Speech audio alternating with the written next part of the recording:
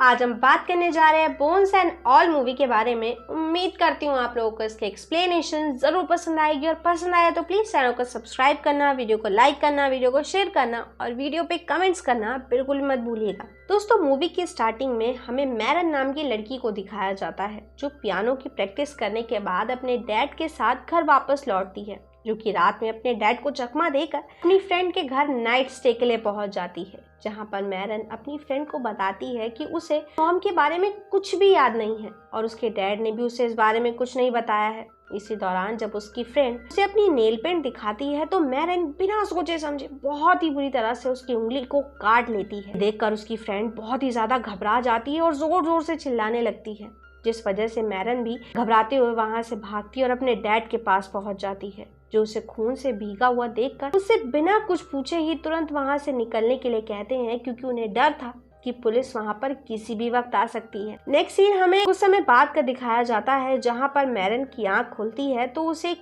Envelope और cassette मिलता है, जिसमें उसके फादर उसे बताते हैं कि मुझे बहुत दिनों से तुम्हें कुछ बताना था और हाँ, जैसे ही तुम इस टेप को सुन लो तो इसे पूरी तरह से डिस्ट्रॉय कर देना, क्योंकि अब मैं तुम्हें छोड़कर जा रहा हूँ और अब तुम्हारी कोई भी मदद नहीं कर पाऊंगा। मुझे नहीं पता कि अगर मेरी जगह कोई और होता तो वो क्या करता, लेकिन अब मैं तुम्हें वैसे ही छोड़कर जा रहा हूँ जैसे तुम्हारी माँ ने तुम्हें छोड़ दिया था, इसलिए तुम्हें खुद को संभालना होगा। जिसके बाद मैरन अपना बर्थ सर्टिफिकेट देखती है जो उसके फादर छोड़ कर गए थे, जिससे वो अपने बारे में जानने के लिए उस जगह पर जाने का फैसला करती है जहां पर वो पैदा हुई थी। रास्ते में जाते वक्त उसे फिर से अपने डैड का दिया हुआ टेप याद आता है, जिसे वो सुनती है तो वो बताते हैं कि बचपन में मैरन की एक बेबी सिटर हुआ करती थी जिसका नाम पेनी। लेकिन एक दिन जब उसके डैड जॉब से वापस घर आए तो वो देखते हैं कि वहाँ बहुत सारा खून था और मैरन ने बेबी सिटर के चेहरे को बहुत ही बुरी तरह से चबा लिया था। लेकिन मैरन के बहुत ही ज़्यादा छोटे होने की वजह से उसके डैड को बिल्कुल भी विश्वास नहीं हो रहा था कि ये सब कुछ मैरन ने किया है, जिस वजह से पेनी के मरने के कारण उन लोगों ने उस टाउन को छोड़ दिया।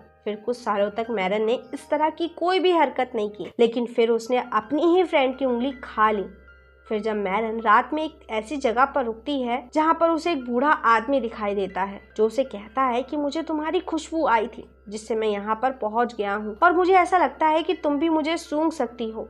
साथ ही वो ये भी पूछता है, तुमने लास्ट टाइम कब खाया था? मुझे तो लगता है कि तुम्हें कई महीने हो चुके हैं। जिसके बाद वो उसे अपने साथ चलने के लिए कहता है। यहाँ में पता चलता है कि उस आदमी का नाम सॉली है, जो मैरन को डिनर कराने के लिए अपने घर ले जाता है। लेकिन वहाँ पर लिखे हुए नाम को पढ़ने से मैरन को एहसास होता है कि वो सॉली का घर नहीं है, इसलिए वो सूंघते हुए जब ऊपर रूम में पहुँचती है तो देखती है एक बूढ़ी औरत बेहोशी की हालत में पड़ी हुई है। ये देखकर वो उसे बचाने का फैसला करती है, लेकिन सॉली इस चीज के लिए साफ मना कर देता है और कहता है कि हमें खाने की जरूरत है। हालांकि मैरन मना करती है और कहती है कि मैंने सालों से किसी को भी नुकसान नहीं पहुंचाया है, जिस पर सॉली उससे कहता है कि अभी तुम यंग हो इसलिए ऐसा है, पर जैसे जैसे तुम्हारी एज बढ़ेगी तुम्हारी जरूरत भी बढ़ती जाएगी। इन सब चीजों की वजह से मैरन रुक जाती है और अगली सुबह उस औरत के मरने के बाद सॉली के साथ मिलकर उसे बहुत ही बेरहमी से खाने लगती है। लेकिन जब मैरन को इस बात का एहसास होता है तो वो काफी घबरा जाती है और डर कर वहां से भाग जाती है। इस दौरान सॉली उसे जाता हुआ देखकर काफी दुखी होता है।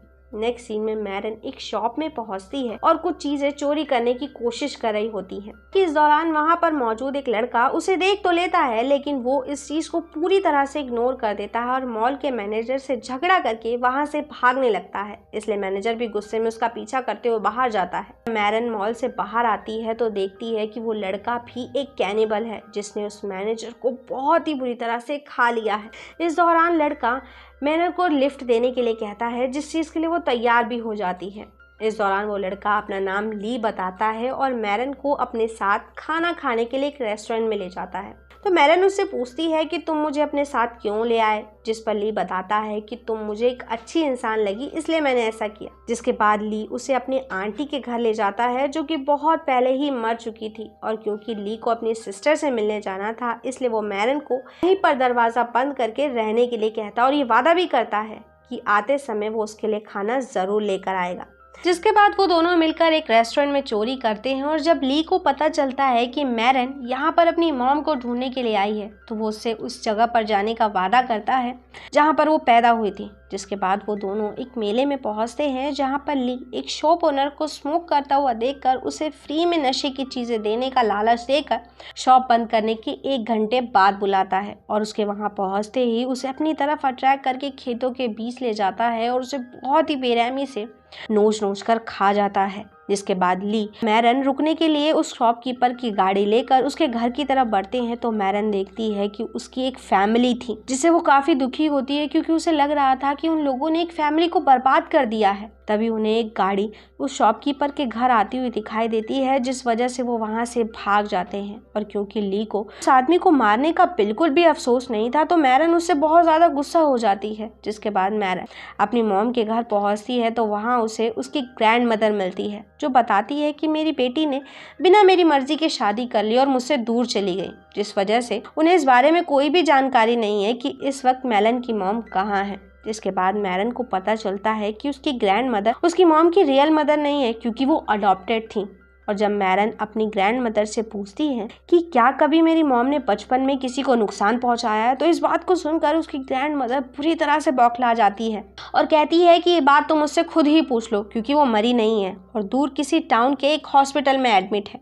जानकर मैरन अपनी मॉम को ढूंढने के लिए उस जगह के लिए निकल पड़ती है। जहां पहुंचने पर वो देखती है कि उसकी मॉम एक ऐसी जगह पर एडमिट है जहां लोगों को इसलिए रखा जाता है क्योंकि वो खुद को नुकसान पहुंचाने की कोशिश करते हैं। और जब वो अपनी मॉम से मिलती है तो देखती है कि उसके दोनों हाथ कट चुके हैं और वो बोल भी नहीं सकती। जिसके बाद नर्स मैरन को 15 साल पहले लिखा हुआ एक लेटर देती है जो मैरन की मॉम ने अपनी डॉटर के लिए ही लिखा था, जिसमें उसने लिखा था कि वो अपनी फैमिली को नुकसान नहीं पहुंचाना चाहती थी, इसी वजह से ना चाहते हुए भी वो उनसे अलग हो गई। तभी उसकी मॉम मैरन पर भी अटैक करने की कोशिश करती है लेकिन वहां मौजूद नर्स मैरन को बचाकर वहां से निकाल देती है। फिर मैरन ली के पास पहुंचने पर उसे बताती है कि मेरी मॉम हम लोगों की तरह ही है लेकिन अब वो अपने आप पर पूरा कंट्रोल खो चुकी है और उन्होंने अपने खुद के ही दोनों हाथों को खा लिया है। इन सारी चीजों को जानने के बाद मैरन ली के साथ जाने से मना कर देती है क्योंकि उसने शॉपकीपर को मार दिया था, जिस बात से मैरन काफी परेशान और दुखी थी। जिस पर ली कहता है कि अगर तुमने लोगों को नहीं खाया तो तुम भी अपनी मॉम की तरह पागल हो जाओगी और कंट्रोल खो बैठोगी। जिसके बाद वो दोनों वहां से निकल पड़ते हैं। फिर एक गैस स्टेशन पर पहुंचने के बाद मैरन अपने पास मौजूद सारे पैसे चुपचाप गाड़ी में रखकर वहां से भाग जाती है। और जब इस बारे में ली को पता चलता है तो वो उसे चारों तरफ ढूंढने लगता है। वहीं दूसरी तरफ रास्ते में मैरन को सॉली मिलता है जिसे देखकर वो काफी घबरा जाती है क्योंकि उसे एहसास हो जाता है कि वो उसे काफी वक्त से फॉलो कर रहा है।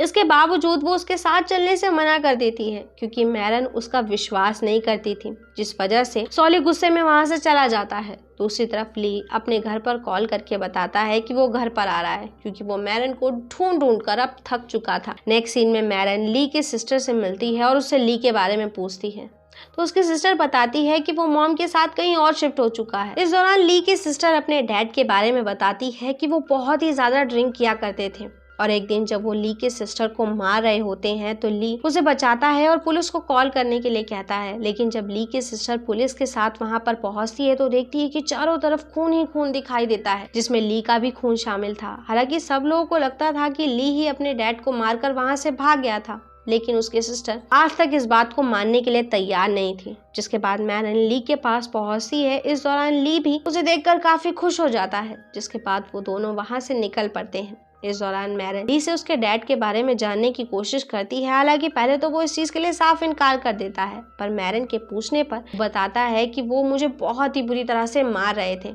हालांकि मैं ऐसा करना नहीं चाहता था, लेकिन खुद को बचाने के लिए मैंने उनके सर पर अटैक कर दिया जिससे वो मारे गए और इसी वजह से मैं घबरा कर उनकी बॉडी को टाउन से दूर एक फार्म हाउस में ले गया और 3 दिन तक उसी बॉडी को खाता रहा, जो कि मुझे बिल्कुल भी अच्छा नहीं लगा। और क्योंकि ली को इस बात का काफी गिल्ट था, इसलिए मैरन उसे समझाती है कि अगर तुम्हारी जगह मैं होती तो शायद मैं भी यही करती। फिर मैरन ली को एक आम इंसान की तरह जिंदगी जीने के लिए कहती है, जिस चीज के लिए वो तैयार भी हो जाता है। फिर वो दोनों अपनी जिंदगी की एक नई शुरुआत करते हैं। लेकिन एक दिन जब मैरन घर पहुंचती है तो अचानक से उस पर सॉली अटैक कर देता है क्योंकि वो किसी ऐसे इंसान के साथ रहना चाहता था जो उसे समझ सके, लेकिन मैरन ने उसे छोड़ दिया था, जो कि उसे बिल्कुल भी अच्छा नहीं लगा। तभी वहां पर ली भी पहुंच जाता है जो मैरन के साथ मिलकर सॉली को मार देता है और उसके शरीर से अतड़ियों को बाहर निकाल लेता है। तभी मैरन देखती है कि सॉली ने ली की सिस्टर की चोटी भी काट ली है, जिससे पता चलता है कि उसने उसकी सिस्टर की भी जान ले ली। और इससे पहले मैरन कुछ भी समझ पाती वो देखती है कि ली की भी हालत काफी खराब है और वो काफी घायल है, जिस वजह से मैरन उसे डॉक्टर के पास चलने के लिए कहती है। लेकिन ली इस चीज के लिए साफ इनकार कर देता है क्योंकि वो समझ चुका था कि अब वो बचने वाला नहीं है। साथ ही साथ वो ये भी कहता है कि तुम मुझे खा लो। हालांकि पहले तो मैरन इस चीज के लिए साफ इनकार करती है, लेकिन बाद में वो ली को खाने लगती है, जिससे हमें पता चलता है कि मैरन अब ऐसी बन चुकी है जो एक कैनिबल होकर भी दूसरे कैनिबल को खा सकती है। इसी के साथ ही मूवी यहाँ खत्म हो जाती है। दोस्तों, उम्मीद करती हूँ आप लोगों को इसकी एक्सप्लेनेशन जरूर पसंद आई होगी, और पसंद आई तो प्लीज चैनल को सब्सक्राइब करना, वीडियो को लाइक करना, वीडियो को शेयर करना और वीडियो पे कमेंट्स करना बिल्कुल मत भूलिएगा। And thanks for coming and watching.